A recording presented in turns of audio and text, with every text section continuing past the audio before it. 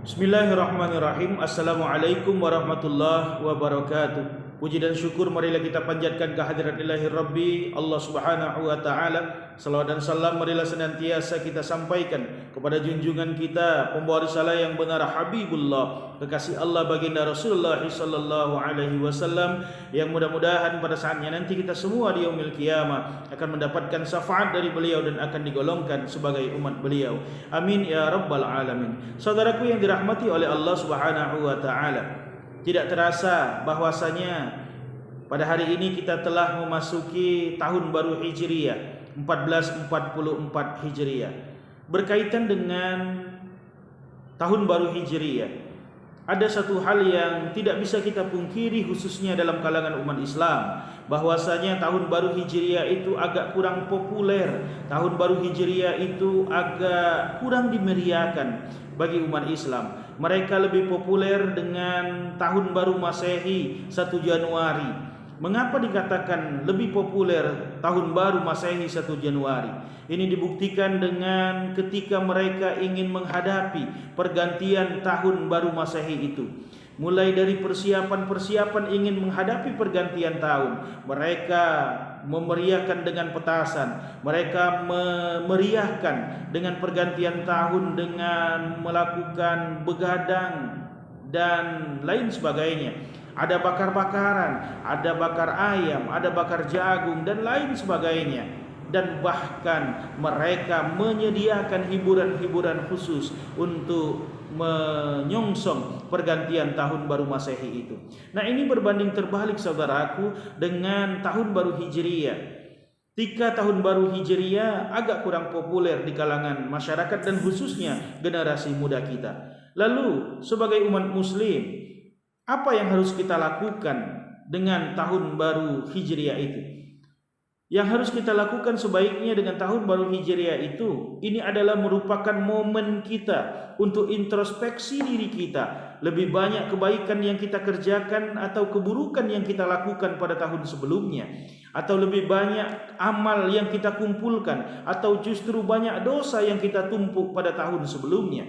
Justru itu saudaraku yang dirahmati oleh Allah Subhanahu wa taala. Ada dua hal yang harus kita lakukan. Yang pertama, introspeksi hablum minallah kita. Introspeksi ibadah kita kepada Allah Subhanahu wa taala, terutama solat kita. Karena solat ini adalah merupakan amal ibadah yang pertama kali akan dihisab oleh Allah Subhanahu wa taala, akan dihitung pertama kali oleh Allah Subhanahu wa taala. Justru itu perbaiki ibadah kita kepada Allah Subhanahu wa taala. Ada 5 waktu solat kita.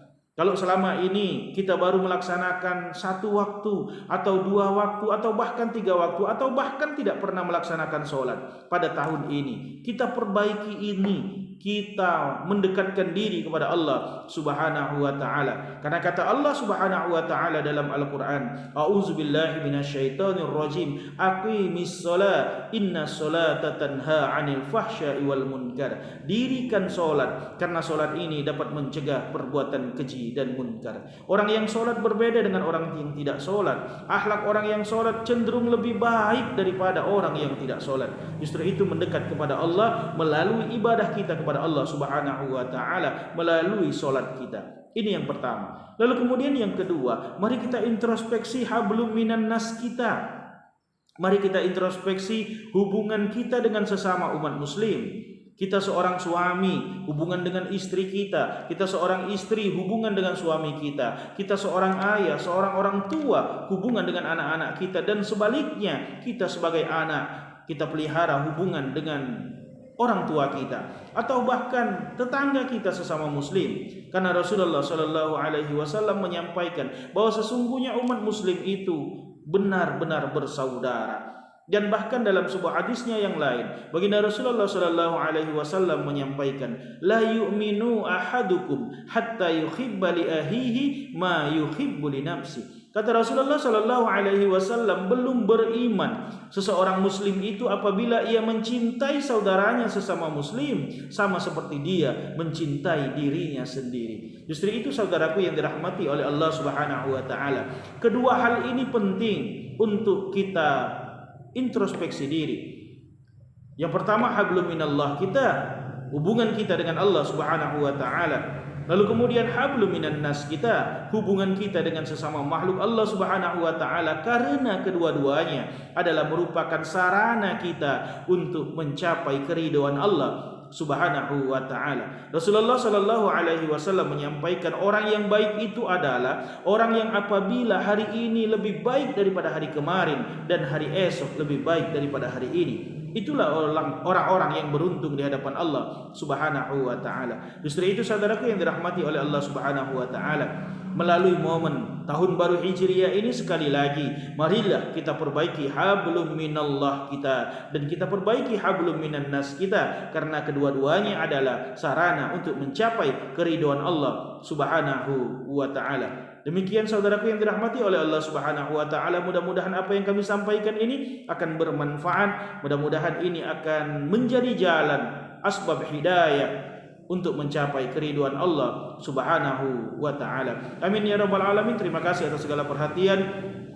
Mohon maaf atas segala kekurangan. Kebenaran itu datangnya dari Allah Subhanahu wa taala dan kekurangan adalah kita milik hambanya. Dan akhirul kalam, Allahumma ufiq illa akhwami taurik. Wassalamu alaikum warahmatullahi wabarakatuh.